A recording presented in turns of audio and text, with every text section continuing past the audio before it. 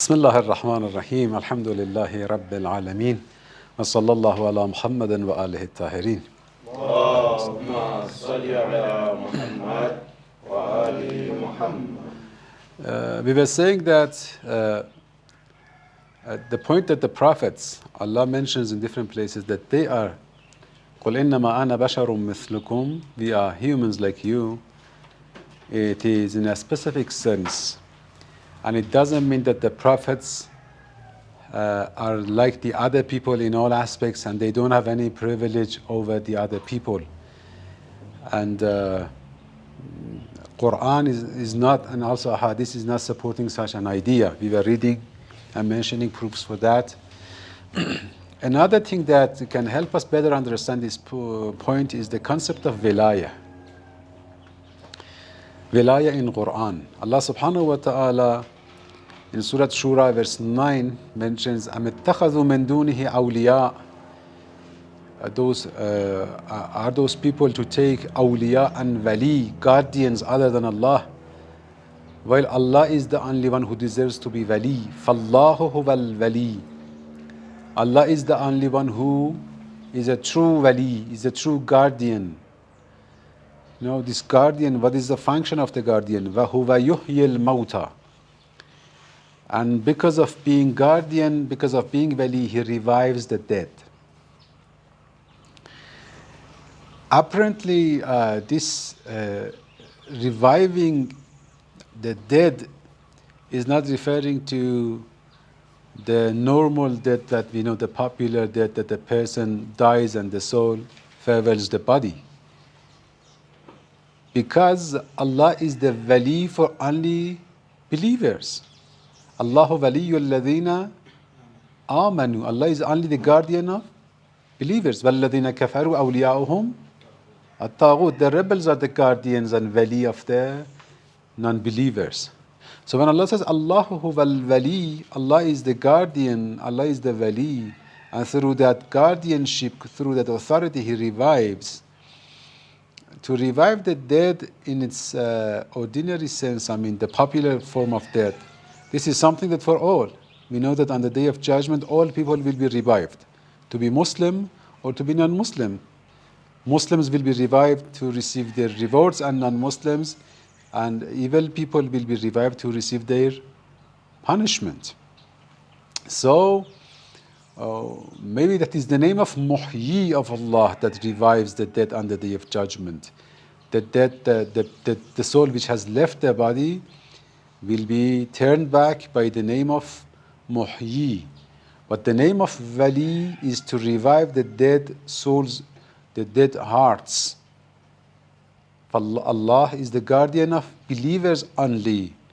And the function of Wali is that gives life to the dead. فَاللَّهُ هُوَ الْوَلِي وَهُوَ يُحْيِي الْمَوْتَى. So this is the function of Wali. إِحْيَاءُ الْمَوْتَى. To give life to the dead is the function of Wali, isn't it? So in other place we see that in Surah Ma'idah verse 55, Allah says, إِنَّمَا وَلِيُّكُمُ اللَّهُ وَرَسُولُهُ. Only and only your guardian is Allah and the Prophet. وَالَّذِينَ آمَنُوا الَّذِينَ يُقِيمُونَ الصَّلَاةِ. That we believe He is Amirul Mu'mineen. So at least even if the Sunnis, not only Sunnis, not all Sunnis, because even Sunnis, we have hadiths that prove that it is Amirul Mu'mineen. But if some Nasibis, if some enemies of Ahlul Bayt, they want to deny it, at least beside Allah, the Prophet is being mentioned as the Wali. And in Nama is for exclusion. Only your Wali is Allah and the Prophet. So if the function of Wali is Yuhyil Mauta, there should be such a role for the Prophet as well. So Allah has given such a power to the Prophet as well. In other place in Quran, Allah says, Ya Ahl al-Kitab, قَدْ جَاءَكُمْ رَسُولٌ قَدْ جَاءَكُمْ رَسُولُنَا يُبَيِّنُ لَكُمْ كَثِيرًا مِمَّا كُنْتُمْ تُخْفُونَ. O people of the book, our Prophet has come and he is teaching you lots of things that you used to hide. وَيَعْفُ عَنْ كَثِيرًا, he forgives lots of other things. Then Allah says, قَدْ جَاءَكُمْ رَسُولُنَا. Then he says, قَدْ جَاءَكُمْ مِنَ اللَّهِ نُورٌ وَكِتَابٌ مُبِينٌ. A manifest light and a book has come to you by Allah from Allah subhanahu wa ta'ala. يَهْدِي بِهِ اللَّهُ مَنِ اتَّبَعَ رِزْوَانَهُ سُبُلَ السَّلَامِ. Through him, by him, Allah guides the people to the subul as-salam, to the right path, to the ways of peace. So here you see that Mufassirin, they say, قَدْ جَاءَكُم مِّنَ اللَّهِ نُورٌ وَكِتَابٌ مُبِينٌ. This nur that has come from Allah, it is possibly to be Quran. So it says Nurun, Quran, wa Kitabun Mubin is again another description for Quran. And it is likely to be for the Prophet. قَدْ جَاءَكُم مِّنَ اللَّهِ نُورٌ. Then it suits the first part of the verse. قَدْ جَاءَكُمْ رَسُولُنَا يُبَيِّنُ لَكُمْ. Who is this Rasul? قَدْ جَاءَكُم مِّنَ اللَّهِ نُورٌ. Certainly it's a light that comes to you from Allah. وَكِتَابٌ مُبِينٌ. And also a book is coming. So they say that this يَهْدِي بِهِ اللَّهِ, Allah guides people through that. It could be Quran, it could be the Prophet. So this shows that the function of Prophet as wali, that Allah said only this one is wali. So why not that when فَاللَّهُ هُوَ الْوَلِي وَهُوَ يُحْيِي الْمَوْتَى, when Allah has given also this wilayah to the Prophet might have such a power according to the appearance of Quran. يَهْدِي بِهِ اللَّهُ مَنِ اتَّبَعَ رِزْوَانَهُ سُبُلَ السَّلَامِ.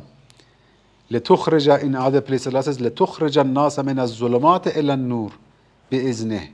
Then you take people out of darkness into light by the permission from Allah. This is not just teaching. We scholars, we teach people, but we don't take people out of darkness into light. We just give them guidance.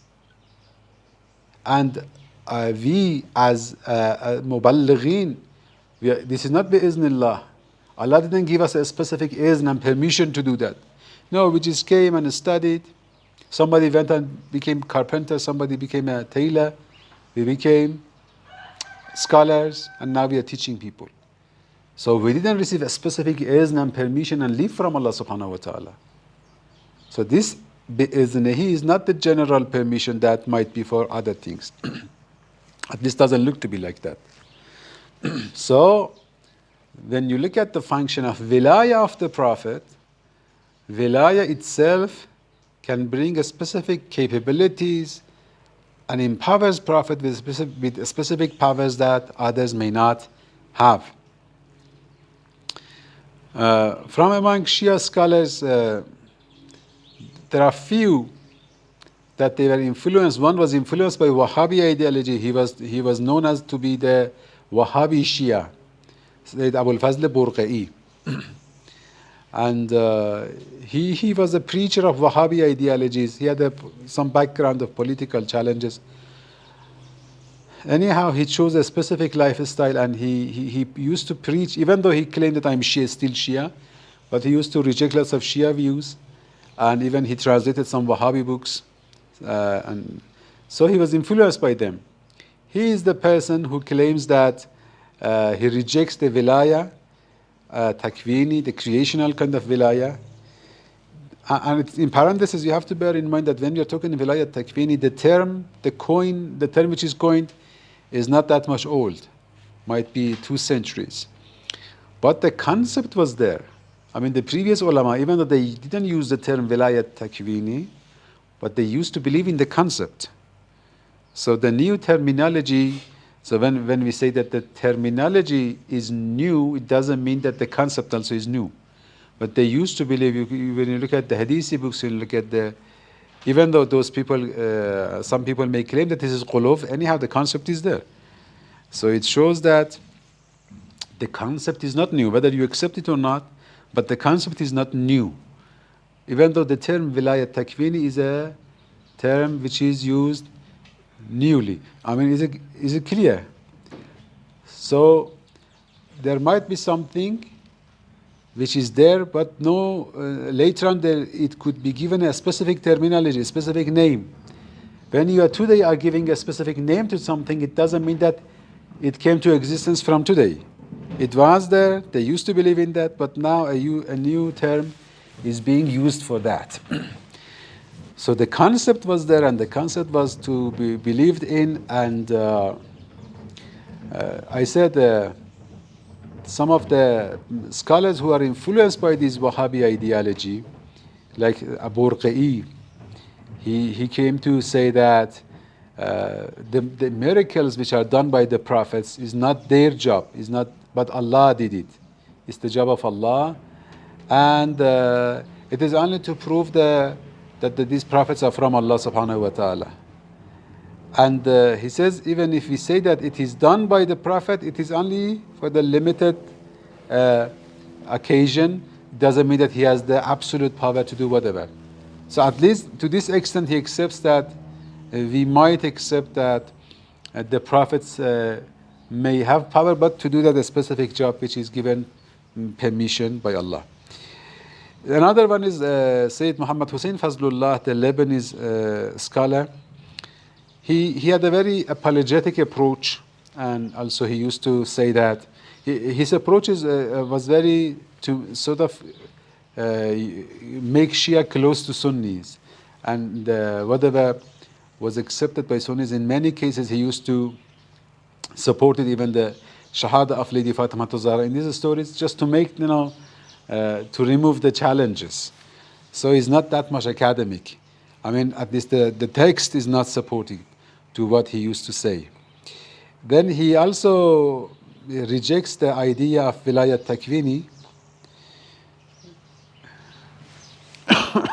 He says that, of course, if somebody says wilayah is in a sense that Allah has given them the full authority, and then it's not in the hand of Allah anymore.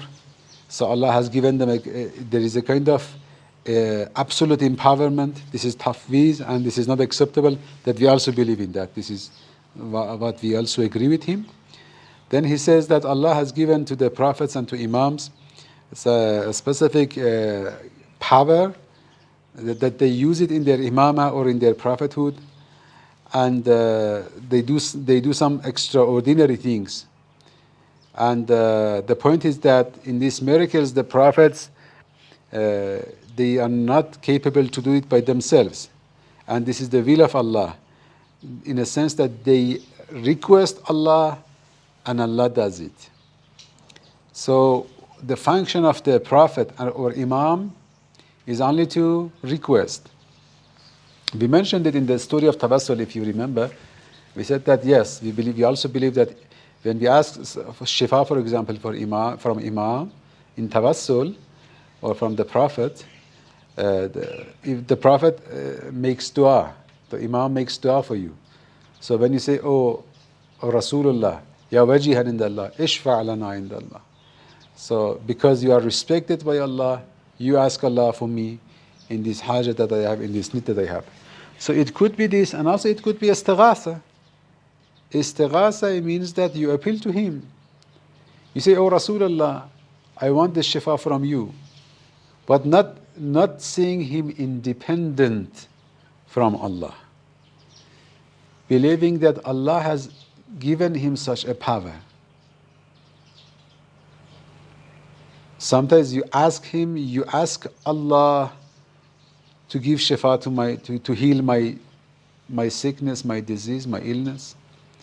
Sometimes you say, you yourself heal my sickness and my disease. But you know that also in your mind that this is not something that he's doing by himself. He is being commanded by Allah, he is being permitted by Allah, and he is not doing by himself. He is doing it by the power which is bestowed to him by Allah subhanahu wa ta'ala, and it's not going to be shirk. Actually, their claim is against the appearance of Quran, to say that it is not the Prophet who is doing it. So don't forget what is the whole story that we are studying. We are saying the concept that we are studying here is to say that the prophets, even though they said we are humans like you, it doesn't mean that they were humans in all sense and they didn't have any power. They didn't have any extraordinary power. Even though they were human and they said, we are humans like you, so we cannot give you whatever you want. Sometimes they asked something which was nonsense. They said, show us Allah to us. It's impossible to show Allah to people.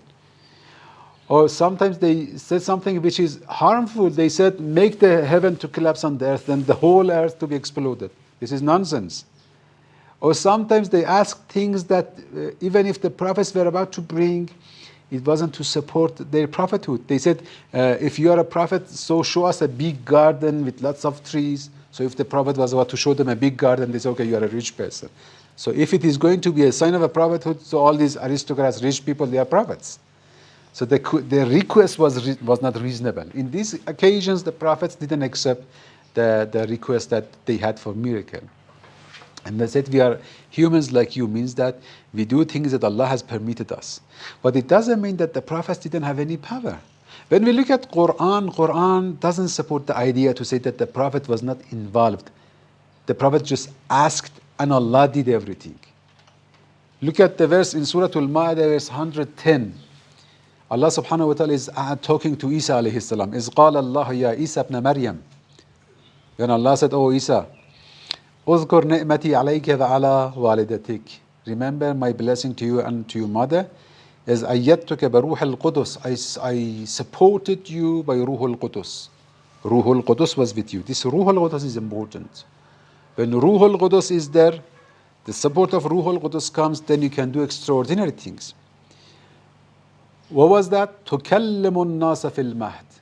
You spoke to people while you were in cradle. So, Isa talked to people or Allah talked to people? Fazlullah is saying that Allah does it, but he just requests Allah to do it. The Prophet just requests Allah to do it. Isa was requesting Allah to speak, or Isa was speaking to people? Isa was speaking. So speaking as a miracle, this is a miracle, isn't it? For a baby which is newly born to talk and to say, Inni Abdullah atani al-kitab, it's a miracle. So this is not requesting Allah to do that. Isa himself is speaking. But we know that Isa is speaking by the help of Ruh al-Qudus, which is coming from Allah. The support and the help and the aid is coming from Allah, and the Prophet is doing that. So when Isa talked to people in the cradle, تُكَلِّمُ النَّاسَ فِي الْمَهْدِ وَكَهْلًا وَإِذْ عَلَّمْتُكَ الْكِتَابَ وَالْحِكْمَةَ. I taught you the book, so the knowledge you received. وَإِذْ تَخْلُقُ مِنَ الطِّينِ كَهَيْئَةِ الطَّيْرِ بِإِذْنِ. Is تَخْلُقُ. You created. Allah, who is saying this? Allah is saying this. And these Wahhabis and these people, they say it's shirk. Allah is doing shirk. Allah says, Isa, you created. You created. You created. Does it mean that you requested for creation or you created? Is تَخْلُقُ. تَخْلُقُ. It's clear. You created. Allah is saying to Isa alayhi salam that you created a bird.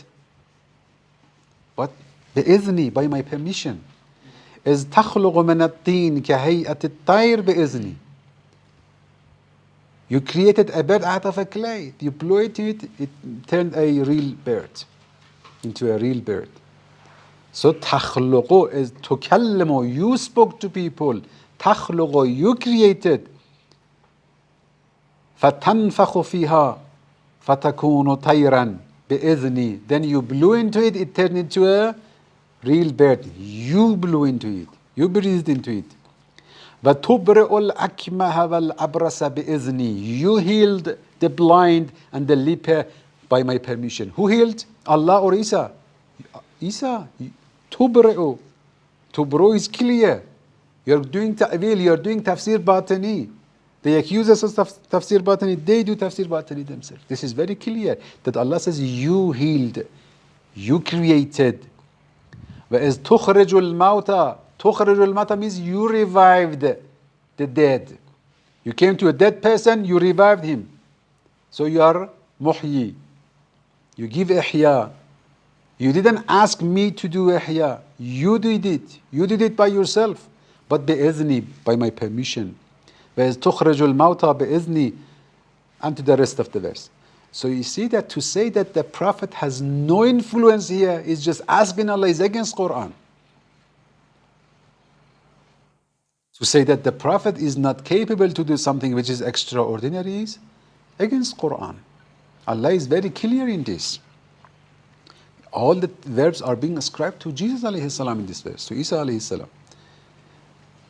There is a very good explanation by Mirza Jawad Tabrizi rahmatullah alayhi. He says that wilayat takwini is the influence of the will of Imam or the Prophet in something creational, but through the permission to come from Allah. And the permission of Allah is not a permission. When we want to give permission, we say, okay, let's go do it. It's a word. But permission from Allah is the power that Allah gives to the Prophet. Is ayyatuka biruhil qudus. This is the permission. I supported you, I aided you by the Ruhul Qudus, then you had the power. So he says that wilayah that the Prophet or Imam has is to change the form of things. Musa alayhi salam has the wilayah, has the capability to change the form of a stick into form of a snake, a serpent. The form is changed by the power from Allah. So the form is changed by a power from Allah, and that is idhn. Ayatollah Subhani, Sheikh Jafar Subhani Hafizahullah, he has a very good explanation here in his book Al-Fikrul Khalid, volume 1, page 192. He goes into details and explains this. And he says that Inna alam al-khalq alamul asbab wal musabbabat. The life of creation is the system of cause and effect. وَلَهَا إِلَّتُهَا إِلَّةٌ خَاصَّةٌ تَسْتُرُ عَنْهَا. He says, whatever you see from the phenomena in this world, there is a cause for that. So, for whatever you see around you, you can look for a cause. It's an effect of a cause. This is how the system is. And at the end, all these causes, they end with Allah subhanahu wa ta'ala. When in different places Quran says Allah khaliqu kulli shay, Allah is the creator of everything on the planet. Allah is the creator of everything. Means in this hierarchy, everything will end with Allah subhanahu wa ta'ala. فَالْمُدَبِّرَاتِ أَمْرًا. Allah says there are angels who do tadbir, they manage the creation. They have been given permission from Allah. Allah gives the permission to the angel. That angel does this, causes another cause, causes another cause. And then the chain of causes to make the final effect. That you see that clouds begin to rain. So this rain, it's by the clouds and how the clouds form from the sea and how the water of sea was there and how the sun shine to make to evaporate. And all these stories. So there are the system of cause and effect, and the causes are there and effects are there. So in this system, Allah subhanahu wa ta'ala is wise and He does things through this system of cause and effect. So he says وهذا الاعتقاد هو ما يصطلح عليه في علم الكلام بالتوحيد الأفعالي. This is what we call it توحيد أفعالي. توحيد أفعالي means that all deeds end with Allah subhanahu wa ta'ala. Allah is the creator of all things, whatever we do. And it was a big question for the Muslims from the very, very first day, from the Muslim thinkers, that when we see that there are things are being done, is it done by us or by Allah? They didn't have an answer to that. So we had two groups of Jabriya who were determinists, and the other Mufawwiza who did Tafwiz. And they believed in absolute delegation of power. Because the question was that I'm speaking. When I'm speaking, is Allah speaking or I'm speaking? A group said, yeah, of course you are speaking. So what is the function of Allah here? Because they didn't have any answer to this. They said Allah has given full authority. Allah has given full authority, then you can speak yourself. Allah gave you absolute power. Allah created, then Allah has sort of retired. You are free, everything is in your hand. In your job, in whatever you're doing, Allah is not involved. This was Mufawwiza. They believed in absolute delegation of power to people, absolute empowerment. The other group said, no, it couldn't be like that because Allah is in control of everything. Man is nothing. We are just tools. If I'm speaking, Allah is speaking. And this was the idea that was supported by the Umayyads, the idea of Jabr, because it could justify lots of things. When they killed someone, Allah did it, we didn't do that. Imam Hussein was killed. Why did you kill Hussein? They said, Amrun Quziya fis sama. It was decided in heaven. It wasn't in our hand. Why did you give that money to that guy? It wasn't me, Allah decided. Why did you committed such a sin? Why did you drink? Allah decided. So you see, the idea of Jabr and predestination was something that the Umayyads, they liked it. It could justify whatever they did. When they saw that, another thinkers, they saw that, no, it's getting crazy. They are doing everything and they are justifying by the pretext that Allah did it. And if you reject it, you are rejecting qaza and qadar. So they came with the idea that no, Allah is not in charge of these things. It's absolutely in our hands. So they went another extreme. The school of Ahlul Bayt alayhimus salam was in the middle. Ahlul Bayt alayhimus salam said, Amrun baynul amrayn. Not this, not that. Not to say that we are totally disconnected from Allah. Not to say that it's totally in the hand of Allah. Allah is involved. We are also involved. I mentioned the example. For example, when I am speaking, Allah has created my body. But the body which is created, I have the body, I have the brain, I have the mouth, I have the teeth, I have the vocal cords, I have the muscles, I have the lungs. Oxygen is there, air is there. My brain commands to the lungs, they move through the air that is there. Then the muscles move, they put pressure on the vocal cords. Then I use the tongue, then I use the teeth, and the voice is coming and I'm speaking. So here, this is speaking can be ascribed to me, can be ascribed to Allah at the same time. If I want to make it understandable, imagine when you are using vacuum cleaner. You are using vacuum cleaner, but you also use electricity. So you can ascribe cleaning to vacuum cleaner, and also you can ascribe it to the electricity. I ask you, why you didn't clean the room? You say there is no electricity. Means without electricity, how can I clean? So you ascribe cleanness to electricity, but at the same time you ascribe it to vacuum cleaner. You say vacuum cleaner cleaned it. I don't have vacuum cleaner, I have electricity, but I cannot clean. This is the meaning of bihawlillahi wa quwwatih. By the electricity, by the power coming from Allah, aqumu wa aqud. I stand, I sit, by through the power coming from Allah. Allah can stop me anywhere, any moment. Allah can disconnect the plug and I will stop. So it's not Allah's power is there. Allah is not disconnected from our acts, but at the same time, He is in the chain of the causes. He is not the immediate cause. The immediate cause is the vacuum cleaner, but the real cause behind it is the electricity. بِحَوْلِ اللَّهِ وَقُوَّتِهِ. By the might and power of Allah, أَقُومُ وَأَقُعُدُ. I stand and I sit. So when I'm speaking, I am speaking means that it is Allah is giving all these things to me, but I decide what to speak, to lie or to tell the truth. So in my speaking, even the moment that I am lying, Allah is lying. But this negative side is not with Allah. What is happening in this lying is a miracle from Allah's side. It's a miracle that some muscles are moving and voices coming out. This is what is being done by Allah.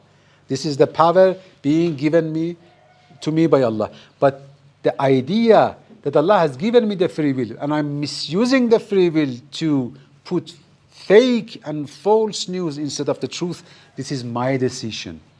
Even behind my decision is the electricity coming from Allah. But it is me who decides to tell the truth or not to tell the truth. So in my lying, Allah is there, I am there. So if there is a guilt, it's ascribed to me. If there is something nice, ascribed to Allah. Whatever hasana comes to you, فَمِنَ اللَّهِ وَمَا أَصَابَكَ مِنْ سَيِّئَةٍ فَمِنْ نَفْسِكَ. So when it is the case, this is in all acts of us. It's not only about the miraculous acts, extraordinary acts. In all acts of us, this is how the function is. And one side of the act you can ascribe it to human, one side of the act you can ascribe it to Allah subhanahu wa ta'ala. So if we believe that a person is doing something independent from Allah, this is shirk. If you do not believe that it is independent, this is the essence of Tawheed. Then Ayatollah Subhanahu says, فَلَيْسَ مِلَاكُ التَّوْحِيدِ وَالشِّرْكِ بِأَن تُنْسَبَ الْأَفْعَالُ الْعَادِيَّةَ وَالْأُمُورُ الطَّبِيَّةَ إِلَى الْعِبَادِ. This is what Wahhabis do and what these people do. These Wahhabis among Shia. They say that, okay, now you can be, you cause in the daily acts that you do, but you cannot be cause in the extraordinary things. This point itself is a shirk. What they are saying is a shirk, but they don't understand. I will open it, then you will see how, in what sense it is shirk. You know, when these Wahhabis, they are asked, they say that it's haram to call the Prophet. And we say, what's wrong with that? When we call many people in our life, I call my son, bring me a glass of water. I say, oh, Ali, oh Hassan, bring me a glass of water. Is it shirk? They say no, because bringing water is an ordinary act, but asking for shifa and healing, this is only Allah can do that. Then it's shirk. Ayatollah Subhani is referring to a very delicate point. Says that you saying this is shirk itself. If we do surgery on what you are claiming, is that he says فَلَيْسَ مِلَاكُ التَّوْحِيدِ وَالشِّرْكِ بِأَن تُنْسَبَ الْأَفْعَالُ الْعَادِيَّةَ وَالْأُمُورُ الطَّبِيَّةَ إِلَى الْعِبَادِ. Ordinary things, no walking, speaking, watching, cleaning, washing, to say that no, this man is doing that. And people can do that. وَأَمَّا الْأُمُورُ الْعَزِيمَةَ وَالْكَبِيرَةُ الْخَارِجَةَ عَنْ نِظَامِ الطَّبِيعِ فَنَنْسَبُهَا إِلَى اللَّهِ. And to say that no, healing, reviving a dead person, doing a miracle, this is done by Allah. If you do this division, what does it mean? لأننا حينئذ ومن أجل الفرار من الشرك نقع في الشرك الذي نفر منه. He says, if we were running from shirk, but we will fall into shirk. Why? Because now you are saying that in our ordinary acts, we are independent from Allah. And then Allah is not involved in our ordinary acts. Then this is shirk. You were about to run away from shirk and you said, do not call Allah in asking for healing and these things. And if you have haja, do not ask Allah. Ask other people, just ask Allah. Otherwise it's shirk. Why? Because it is only done by Allah. So it means that you believe that these ordinary acts are done by people. Because if you believe that these are also done by Allah, what is the difference? When you are making such a separation, you are saying that ordinary acts are done by people, extraordinary acts only can be done by Allah. So we say these ordinary acts that you are saying are done by people, are they done by people only, or Allah is also involved there? If you say Allah is also involved there, then again you are saying that Allah is there, Allah is doing this. And if Allah is doing this, what is the difference between this and that? If Allah is doing through a man, what is the difference between ordinary act and extraordinary act? If it is Allah only doing that one and not doing this one, then you're saying that man is independent from Allah in these ordinary acts, and this is shirk. Did you get the point? So you said we shouldn't do tawassul because it's shirk. When we do surgery on your claim, we will see that your claim is shirk. Because you are saying that extraordinary acts Man is not involved, only Allah is involved. It cannot be through man, it's only Allah. According to your logic, then ordinary acts are done by man. And this is shirk. While you were running from shirk. So, as Ahlul Bayt alayhimus salam taught us, Amrun baynul amrayn. One act, no matter is it ordinary or extraordinary? You can ascribe it to Allah, you can ascribe it to man. As Allah subhanahu wa ta'ala, He Himself told to Isa alayhi salam, تخرج الموتى تحيي تبرئ الأكمه والأبرص تكلم الناس في المهد. Allah says, you are doing this, but bi'iznillah. It's like the example that we mentioned.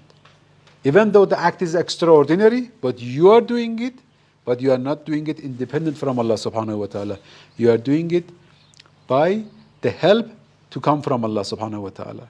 So when Masih alayhi salam and Isa alayhi salam revived the dead, you can say Allah yuhyi al-mawta, you can say Isa yuhyi al-mawta. Allah yuhyi al-mawta because all the power is from Allah. Allah is reviving the dead.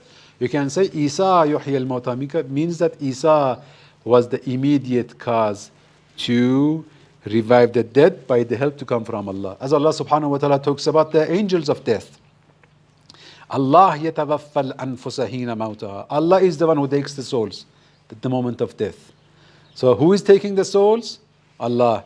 But at the same time Allah says, قُلْ يَتَوَفَّاكُمْ مَلَكُ الْمَوْتَ الَّذِي وُكِّلَ بِكُمْ. The angel of death takes your souls. So when the angel of death takes your souls, is it to negate Allah يَتَوَفَّى الْمَوْتَى? If you say this, then you are mushrik.